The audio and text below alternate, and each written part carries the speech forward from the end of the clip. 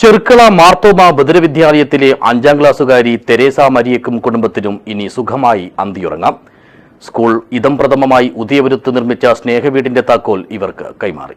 This news sponsored by Yenepoya speciality hospital, Kodiyalbail, Mangalore. Marthoma സ്കൂളിലെ മാനേജ്മെന്റിന്റെയും PTA-യുടെയും സ്റ്റാഫിന്റെയും അഭ്യുദയകാംക്ഷികളുടെയുമെല്ലാം സഹായത്തിൽ 1.5 ലക്ഷത്തോളം രൂപ ചെലവഴിച്ചാണ് ഉദയപുരത്ത് സൗകര്യപ്രദമായ ഈ സ്നേഹവീടിന്റെ പണി പൂർത്തീകരിച്ചത്.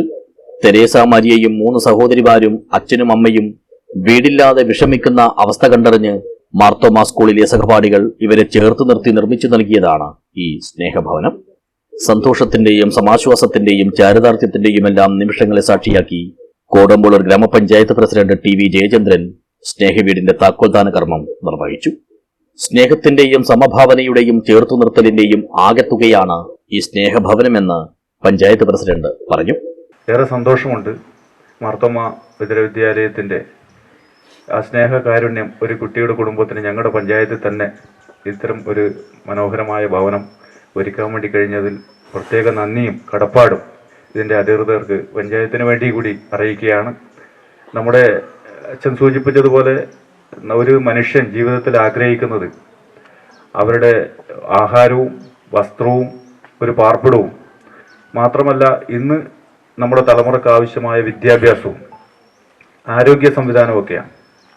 അപ്പോൾ അതൊക്കെ നമ്മുടെ സമൂഹത്തിനകത്ത് ഒരുക്കി കൊടുക്കാൻ പ്രതിജ്ഞാബദ്ധമായ ഒരു സമൂഹമായി കേരളീയ സമൂഹം മാറി വരികയാണ്.